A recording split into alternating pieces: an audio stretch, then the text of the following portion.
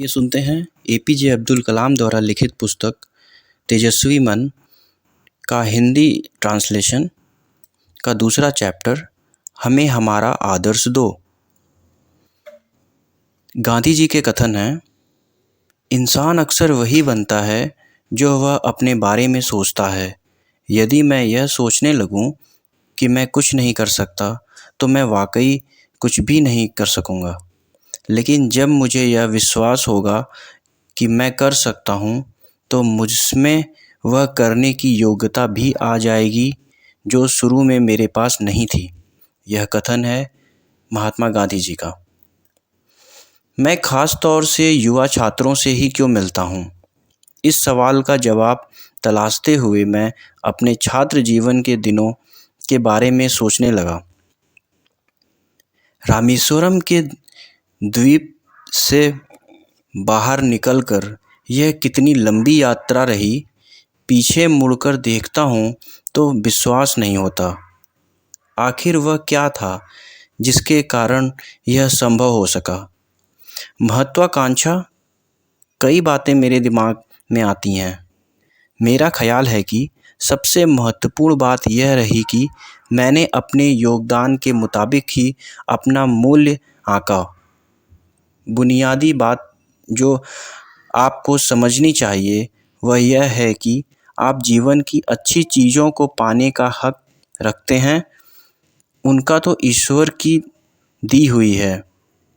जब तक हमारे विद्यार्थियों और युवाओं को यह भरोसा नहीं होगा कि वह विकसित भारत के नागरिक बनने के योग्य हैं, तब तक मैं जिम्मेदार और ज्ञान भाव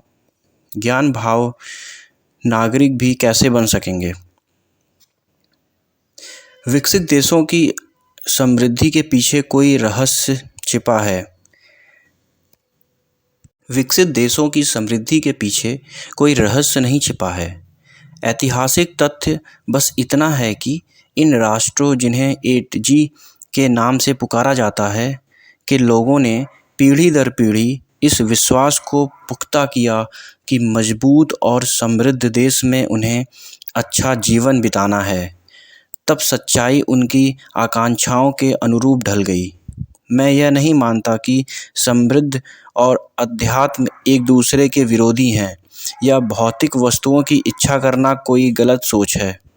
उदाहरण के तौर पर मैं खुद न्यूनतम वस्तुओं का भोग करते हुए जीवन बिताता हूँ, लेकिन मैं सर्वत्र समृद्धि की कद्र करता हूँ, क्योंकि समृद्धि अपने साथ सुरक्षा तथा विश्वास लाती है तथा हमारी आज़ादी को बनाए रखने में सहायक है। यह अपने आसपास देखेंगे तो पाएंगे कि खुद प्रकृति भी कोई काम आधे अधूरे मन से नहीं करती। किसी बगीचे में जाइए, मौसम में आपको फूलों की बहार देखने को मिलेगी, अथवा ऊपर की तरफ ही देखें, यह ब्रह्मांड आपको अनंत तक फैला दिखाई देगा, आपके यकीन से भी परे। जो कुछ भी हम इस संसार में देखते हैं वह ऊर्जा का ही स्वरूप है। ऐसा कि महर्षि अरविंद ने कहा है कि हम भी ऊंचाई के ही अंश हैं। इसीलिए जब हमने यह जान लिया है कि परमात्मा और पदार्थ दोनों ही अस्तित्व का हिस्सा हैं, मैं एक दूसरे से पूरा तादात्म्य रखे हुए हैं, जो हमें यह एहसास भी होगा कि भौतिक पदार्थों की इच्छा रखना किसी भी दृष्टिकोण से शर्मनाक या गैर आध्यात्मिक बात नहीं है। इसके बावजूद अक्सर हमें यह विश्वास दिलाया जाता है कि न्यूनतम में गुजारा करने और जीवन बिताने में भी निश्चित रूप से कोई हर्ज नहीं है। महात्मा गांधी ने ऐसा ही जीवन जिया था, लेकिन जैसा कि उनके साथ था, आपके मामले में भी यह आपकी पसंद पर निर्भर करता है। आपकी ऐसी जीवन शैली इसीलिए है क्योंकि इसमें वे तमाम ज़रूरतें पूरी होती हैं जो आपके भीतर की गहराइयों से उपरजित होगी। लेकिन त्याग की प्रतिमूर्ति बनना और ज़ोर ज़बरदस्ती से चुनना, सहने का गुणगान करना अलग बात है। हमारी युवा शक्ति में संपर्क कायम करने के मेरे फैसले का आधार भी यही रहा है। उनके सपनों को जानना और उन्हें बताना कि अच्छे भरे पूरे और सुख सुविधाओं से पूर्ण जीवन में सपने देखना तथा फिर उस स्वर्णिम युग के लिए काम करना सही है। आप जो कुछ भी करें वह आपके हृदय से किया गया हो। अपनी आत्मा को अभिव्यक्ति दें और इस तरह आप अपने आसपास प्यार तथा खुशियों का प्रसार कर सकते हैं। मेरी ऐसी पहली बैठक त्रिपुरा के एक हाई स्कूल में आयोजित हुई। बैठक में लगभग 500 छात्र और अध्यापक मौजूद थे। भारत को विकसित देश बनाने की राष्ट्रीय परिकल्पना पर मेरे विचार सुनने के बाद कई सवाल उठे, जिनमें से मैं 2 यहाँ चर्चा करूँगा। पहला सवाल था, हम अपना आदर्श कहाँ से चुनें और आपको कोई आदर्श कैसे मिल सकता है? हमें भले ही इस बात की जानकारी हो या नहीं, मगर यह सच्चाई है कि अपने बचपन से लेकर जीवन के अपने तमाम चरणों में हम अपने आदर्श बनाते रहते हैं।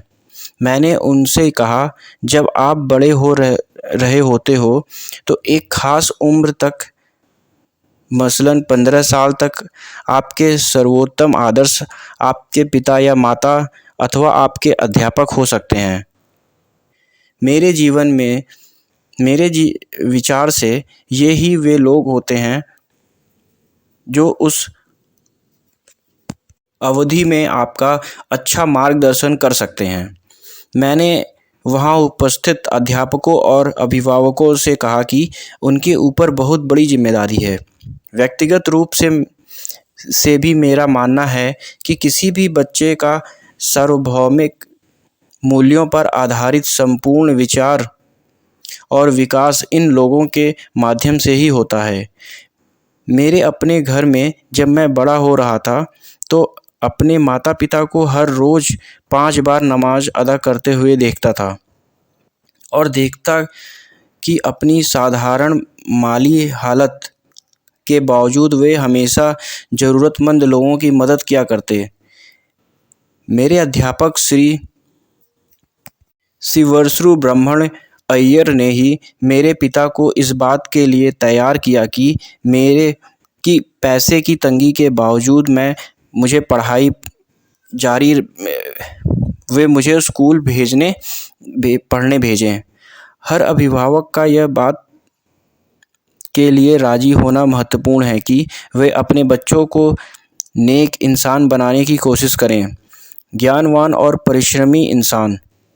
अध्यापक को, जो कि बच्चों के सीखने और ज्ञान की दुनिया का झरोखा होता है, उनके रचनात्मकता का संस्कार डालने के लिए उनका आदर्श बनना होगा। यह त्रिकोण की वह आदर्श बनाता है जिसकी कल्पना मैंने की है। मैं तो यहाँ तक कहूँगा कि अगर अभिभावक और अध्यापक युवाओं का जीवन संवारने के लिए आवश्यक संपूर्ण की भावना रखें तो भारत को एक नया जीवन मिल सकता है। जैसा कि कहा भी गया है, अभिभावकों के पीछे स्कूल खड़ा होता है और अध्यापक के पीछे होता है घर। शिक्षा तथा अध्यापक छात्र संबंध को व्यापक दृष्टि से देखने की बजाय राष्ट्र के विकास को ध्यान में रखकर देखना होगा। उपयुक्त शिक्षा हमारे युवाओं में गरिमा तथा आत्मसम्मान की भावना का पोषण करेगी। ये वे गुण हैं जो कोई कानून तैयार नहीं करवा सकता, इन्हें तो हमें खुद ही पैदा करना होगा। बच्चों को यह जवाब सुनकर अच्छा लगा, लेकिन मैं नहीं जानता कि अभिभावकों तथा अध्यापकों ने इन्हें कोई आदेश लिया या नहीं। एक लड़की ने गंभीरता से पूछा, हर रोज़ हम अखबारों में आतंकवादियों के बारे में पढ़ते हैं या माँ बाप को इस विषय पर बात करते हुए सुनते हैं। ये कौन होते हैं? क्या ये हमारे देश के लोग हैं? इस सवाल से सचमुच मुझे झकझोर दिया। मैं खुद इसका जवाब तलाश रहा था। वे हमारे अपने लोग हैं। कभी कभी हम राजनीतिक और आर्थिक अलगाव से उन्हें पैदा करते हैं, या फिर वे कट्टर लोग हो सकते हैं। मैं उन्हें कभी कभी हमारे दुश्मन देश भड़काते हैं ताकि आतंकवाद के जरिए सामान्य जनजीवन को अस्त व्यस्त किया जा सके। मैंने श्रोताओं की तरफ देखा, अपने आसपास बैठे लोगों को देखा, अध्यापकों को देखा और यहाँ तक कि जवाब के लिए आसमान तक को ताका। मैंने कहा, बच्चों, मुझे हमारे महाकाव्यों रामायण तथा महाभारत की याद हो गई है। रामायण तथा महाभारत की याद हो आई है। रामायण में दिव्य चरित्र राम और राक्षस रावण के बीच युद्ध हुआ था। यह एक लंबा युद्ध था। इसमें आखिरकार राम की जीत हुई थी। महाभारत में कुरुक्षेत्र में युद्ध हुआ था। उसमें भी अच्छाई और बुराई की लड़ाई में धर्म की जीत हुई थी। युद्ध कई होते हैं, लेकिन अंततः विजय शांति की ही होती है। हमने अपने समय में भी अच्छाई और बुराई के बीच युद्ध देखे हैं। उदाहरण के तौर पर दूसरा महायुद्ध। मुझे लगता है कि अच्छाई और बुराई दोनों के साथ साथ कायम रहेगी। सर्वशक्तिमान इन दोनों की ही कुछ हद तक मदद करता है। संपूर्ण मानव इतिहास में यह सवाल ही मुख्य रूप से छाया रहा है कि किस प्रकार आध्यात्मिक विकास के जरिए इस बुराई को कम से कम किया जाए। एक अन्य अवसर पर मैंने तमिलनाडु में दिंडीगुल के सेंट मैरिज स्कूल की 5 वर्षीय वर्षगांठ के सिलसिले में आयोजित समारोह में एक विशाल तथा एक सभा को संबोधित किया। वहाँ बहुत से अच्छे बच्चे मुझे मिलना चाहते थे और उनमें से 2 ऐसे थे जो तत्काल मुझसे जवाब की उम्मीद रखते थे। एक ने पूछा, मैंने आपकी पुस्तक अग्नि सिरागुल्लल अग्नि की उड़ान तथा तमिल संस्करण पढ़ी है। आप हमेशा सपने देखने का संदेश ही देते हैं, ऐसा क्यों? जवाब में मैंने बच्चों से दोहराने को कहा, स्वप्न स्वप्न और स्वप्न ही विचार बनाते हैं और विचार ही कर्म के रूप में हमारे सामने आते हैं। मैंने उनसे कहा कि दोस्तों, अगर स्वप्न ही नहीं होंगे तो क्रांतियाँ विचार भी नहीं जन्म लेंगे। यह विचारों के ना रहने से कोई कर्म भी सामने नहीं आएगा। इसीलिए अभिभावकों और अध्यापकों को बच्चों को स्वप्न देखने की इजाज़त देनी चाहिए। स्वप्नों पर ही सफलता टिकी होती है। हालांकि कभी कभी कुछ असफलताएं आ सकती हैं तथा देरी भी हो सकती है। एक अन्य लड़के ने मुझसे पूछा, दुनिया का पहला वैज्ञानिक कौन रहा होगा? यह सुनकर मुझे ख्याल आया कि विज्ञान की पूरी सत्ता ही सवालों पर टिकी है। जिज्ञासु प्रश्न ही विज्ञान की बुनियाद है और ऐसा ही माता पिता तथा अध्यापक बखूबी जानते हैं कि बच्चे अंतहीन सवालों के स्रोत होते हैं। इसीलिए बच्चा ही प्रथम वैज्ञानिक रहा होगा। मेरा जवाब था। इस पर जमकर तालियां बजी। बच्चों को सोच विचार यह अलग तरीका खूब भाया। अभिभावक और अध्यापक भी इस जवाब को सुनकर मुस्कुरा दिए। असम यात्रा के दौरान मैं तेजपुर गया। वहाँ मैं तेजपुर विश्वविद्यालय में दीक्षांत समारोह में भाग लेते और मुझे प्रदान की गई डॉक्टरेट की मानक उपाधि प्राप्त करने के लिए गया था। दीक्षांत समारोह के बाद मैंने स्कूली बच्चों से मिलने के लिए कुछ समय निकाला। मेरे भाषण का मुख्य विषय था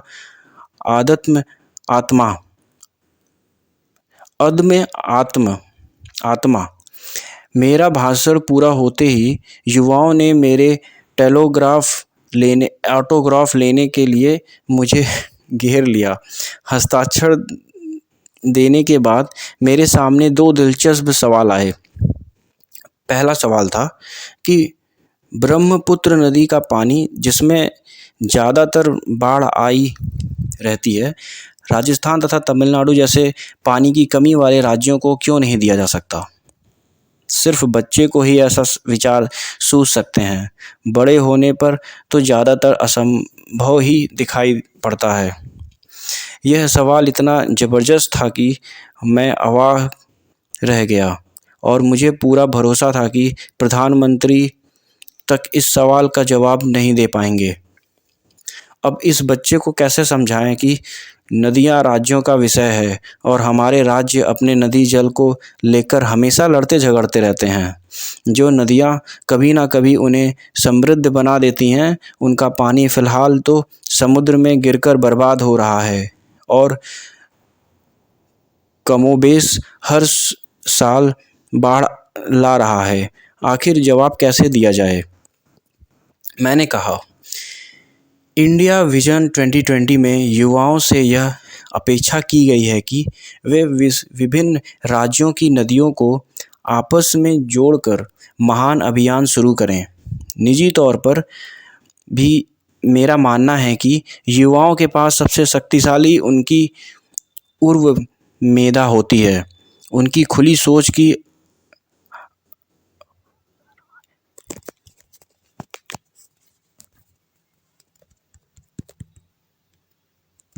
उनकी खुली सोच ही अफसरशाही की नकारात्मकता तथा राज्यों की स्वार्थपरक नीतियों को पछाड़कर देशवासियों को समृद्ध बना सकती है। यहाँ तक कि देश के युवाओं, राज्यों तथा केंद्र के बीच समझ में भी सुधार ला जा सकता है। एक देशव्यापी चेतना आएगी और निश्चित रूप से एक दिन वे ऐसा कर सकेंगे।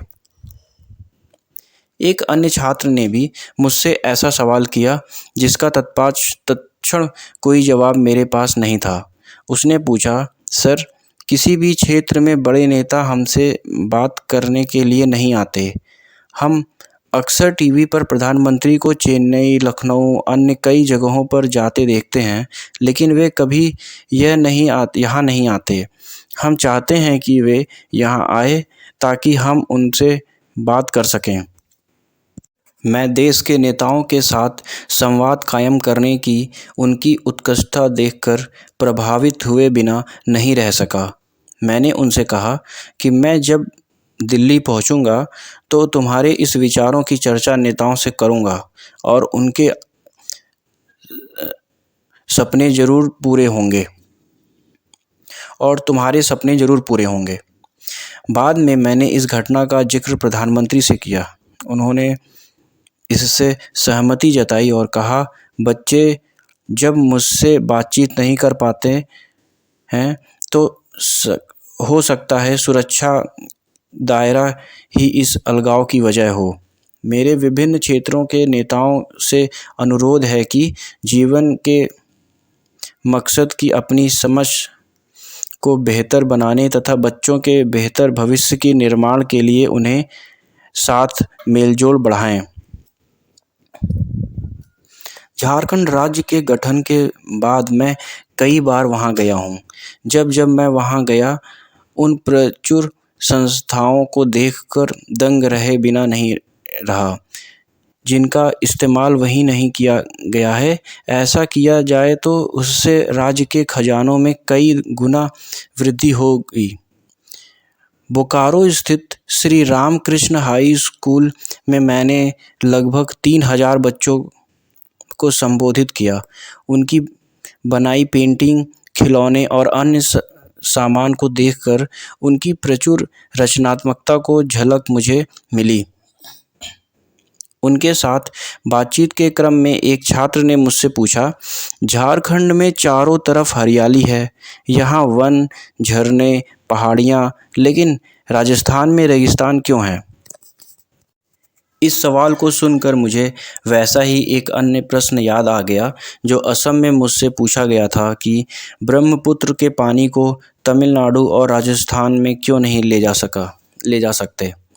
मैंने उत्तर दिया, आप जानते हैं कि 20 साल पहले राजस्थान में उस हद तक खेती करना संभव नहीं था जितना आप आज वहाँ देखते हैं।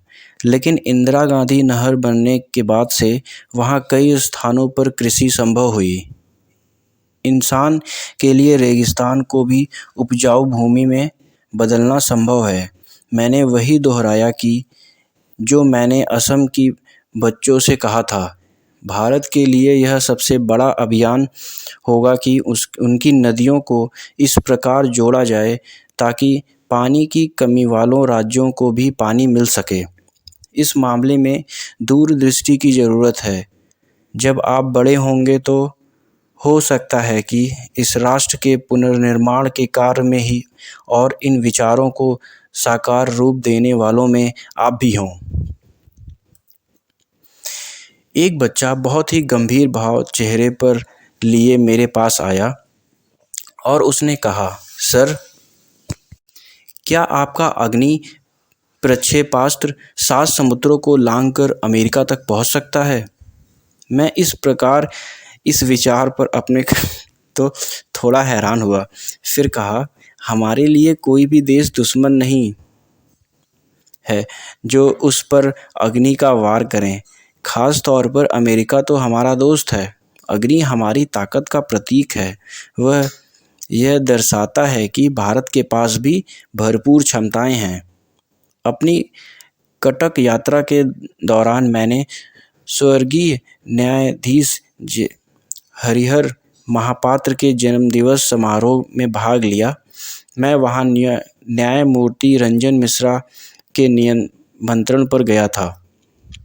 मैंने यह जानना सुखद था कि स्वतंत्रता आंदोलन अर्थात देश के लिए जो पहली राष्ट्रीय परिकल्पना थी, उसके हरिहर महापात्र को महान पुरुष बना दिया था। वे 92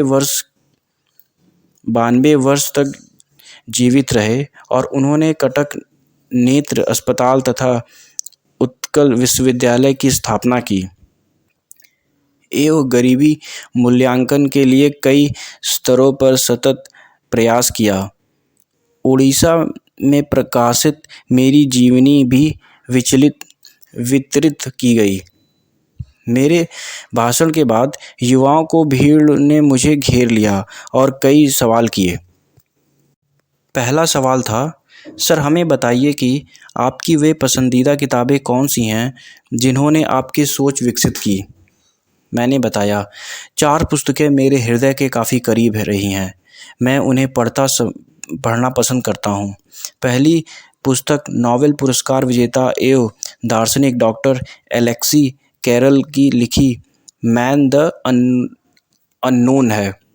इस पुस्तक में इस बात पर जोर दिया गया है कि किसी बीमारी की स्थिति में मस्तिष्क एवं शरीर दोनों को साथ साथ इलाज किस प्रकार करना चाहिए, क्योंकि दोनों एक दूसरे से जुड़े हैं।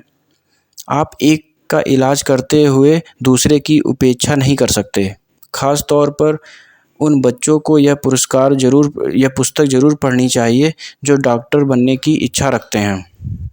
वे यह पढ़कर समझ सकेंगे कि मानव शरीर एक यांत्रिक प्रणाली भर नहीं है, बल्कि एक जटिल और संवेदी प्रतिक्रिया प्रणाली से युक्त चेतन तंत्र है। दूसरी पुस्तक जिसके प्रति मेरे मन में अगाध श्रद्धा है, वह है तिरुवल्लुवर की तिरुकुरल। उसमें जीवन के उत्कृष्ट नियमों का संकलन है। तीसरी पुस्तक लिलियन आइसरलर वाटसन की लाइट्स ऑफ मैनी लैम्प है, जिसमें मुझे काफ़ी प्रभावित किया है। उसमें यह बताया गया कि हमें कैसे जीना चाहिए। पिछले 50 वर्षों में यह पुस्तक मेरा मार्गदर्शन कर रही है और पवित्र कुरान तो मेरी साथी है ही। दरअसल हमारे देश की यह अनोखी विशेषता है कि हम अपनी क्षमताओं को कम करके आंकते हैं, जो हो सकता है कि आनुवंशिकता के कारण ऐसा हो सकता है। मैंने कहा, भारत किसी प्रकार के प्रक्षेपास्त्र तथा परमाणु हथियार बना सकता है। यह एक जैसी क्षमता है जो दुनिया के मात्र 4 देशों के पास है। इसीलिए तुम अपने मन से यह माफ़ कीजिएगा। एक अंतिम सवाल जिसका उल्लेख मैं यहाँ कर रहा हूँ। एक अन्य बच्चे के उर्व दिमाग की उपज था। मुझे यह बताएं कि क्या पाकिस्तान के हथियार भारत के हथियारों के मुकाबले ज़्यादा मजबूत हैं? मैंने उस बच्चे से पूछा कि आपके दिमाग में यह संदेह ही कैसे पैदा हुआ? उसने बताया कि मीडिया में देखी सुनी खबरों की वजह से उसे यह लगता है। दरअसल हमारे देश की यह अनोखी विशेषता है कि हम अपनी क्षमताओं को कम करके आंकते हैं। जो हो सकता है कि आनुवंशिकता के कारण ऐसा होता हो। मैंने कहा, भारत किसी भी प्रकार के प्रक्षेपास्त्र तथा परमाणु हथियार बना सकता है। यह एक ऐसी क्षमता है जो दुनिया के मात्र 4 देशों के पास है। इसीलिए तुम्हें अपने मन से इस प्रकार के सभी संदेहों को निकाल दो। जब मैंने ऐसा कहा तो उसके चेहरे पर संतोष का भाव दिखाई दिया। अब तक 50,000 स्कूली बच्चों से मिलने के क्रम में मुझसे सैकड़ों सवाल किए गए और उनमें से एक सवाल 11 साल ही मैंने यह चुने हैं। उनमें से केवल 11 सवाल ही मैंने यहाँ चुने हैं। इन सवालों से बच्चों की मासूमियत की झलक मिलती है, लेकिन सबसे ज़्यादा जो स्पष्ट होता है वह यह कि एक मजबूत तथा समृद्ध राष्ट्र में रहने की उनकी कितनी बड़ी इच्छा है। बच्चों के बीच बिताए सत्र के बाद मैंने महसूस किया कि उनके लिए आदर्शों का होना कितना ज़रूरी है। भले ही वह वैज्ञानिक, उद्योग, खेल, मनोरंजन या किसी भी क्षेत्र के ही क्यों ना हों। अब सवाल उठता है कि क्या हम अपने बच्चों को कोई आदर्श दे सकते हैं और कैसे? नई सहस्त्रवादी की सुबह इस खबर के साथ हुई कि मानव जीनोम की गुत्थी सुलझा ली गई है। हमें यह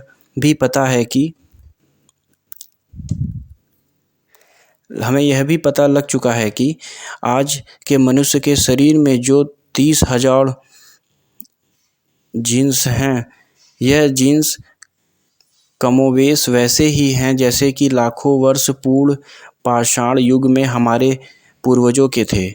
अन्य गुणों के अलावा जो एक महत्वपूर्ण गुण हमें उनसे मिला है वह है उपलब्धियों की चाह। ऐसा कहा जाता है कि प्रकृति हमारे भीतर यह भाव भरा है क्योंकि प्रजनन की आवश्यकता, पेट भरने और प्यास बुझाने की आवश्यकता तथा सांस लेने की आवश्यकता की ही तरह उपलब्धि हासिल करने की ज़रूरत भी इतनी महत्वपूर्ण है कि इसे हो या नहीं छोड़ सकता। इतिहास साक्षी है कि उपलब्धियों की भूख बेहद उत्पन्न स्तर की रही है और निसंदेह यह सबसे ताकतवर है। हम अक्सर इसे भूल जाते हैं, मगर यह भी हमारे अधिकांश अनुभवों का आधार रही है। सबसे अहम बात तो यह है कि इसमें बगैर हम सीखने या विकास करने तथा अधिकार बेहतर करने की चाह ही कैसे पैदा हो सकती है। मैं डॉक्टर विक्रम साराभाई की अंतर्दृष्टि को पिछले 30 दशकों से दौरान निरंतर और समृद्ध उपलब्धियों में प्रस्फुटित होते हुए देखता हूँ। ऐसी उपलब्धियाँ तथा अन्य किसी भी प्रकार से सीमाओं से आगे निकलने की यही इच्छा प्रगति के पीछे कार्यरत होती है। जब हम प्रसार करते हैं कि सफल ही होते हैं तो हमारे आदर्श ही मार्गदर्शन की भूमिका निभाते हैं। विक्रम साराभाई की वैज्ञानिक ताकत ही ऐसी थी कि दूसरे लोगों ने उनकी दूरदृष्टि को अपनाया और उनके न रहने पर भी उनकी सोच को कार्यान्वित कर दिखाया। आपके लिए कोई भी और आदर्श बन सकता है जिसकी आप तारीफ़ करते हों, कोई खिलाड़ी, अध्यापक, सफल उद्यमी वगैरह। हाल ही में मैं एक दिव्यांगित बन चुके व्यक्तियों से मिला जो अपने आप में आदर्श हैं। लता मंगेशकर अपने पिता मास्टर दीनानाथ मंगेशकर की स्मृति से आयोजित एक समारोह की अध्यक्षता कर रही थी तथा लता मंगेशकर को भारत रत्न से सम्मानित किया जा चुका है और मुझे गर्व हुआ तब उन्होंने पुणे में 450 बिस्तर वाले दीनानाथ अस्पताल तथा अनुसंधान केंद्र का उद्घाटन करने के लिए मुझसे कहा। उद्घाटन से पहले मैंने अस्पताल का दौरा किया। मुझे पता चला कि अस्पताल में करीब 30% मरीजों का मुफ्त इलाज होता है। मुझे यह जानकर प्रसन्नता हुई कि अपनी दौलत और शोहरत के बावजूद वे यह बात नहीं भूले कि उन्होंने दूसरों के दुख दर्द दूर करने के लिए जितना बड़ा बन पड़े उतना प्रयास करना चाहिए। रेडियो पर बजते उनके गीते ने दर्शकों और गिने दिलों को सुकून पहुंचाया था। सन 1962 में भारत चीन युद्ध के दौरान उनके गाए गीत ए मेरे वतन के लोगों ने पूरे राष्ट्र की आत्मा को झकझोर दिया था।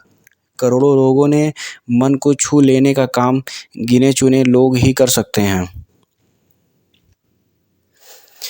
युवा पीढ़ी ही देश की पूंजी है। जब बच्चे बड़े हो रहे होते हैं तो उनके आदर्श उस काल के सफल व्यक्ति ही हो सकते हैं। माता पिता और प्राथमिक कक्षाओं के अध्यापक आदर्श के रूप में महत्वपूर्ण भूमिका निभाते हैं। बच्चे के बड़े होने पर राजनीति, विज्ञान, प्रौद्योगिकी, उद्योग जगत से जुड़े योग्य तथा विशिष्ट नेता उनके आदर्श बन सकते हैं।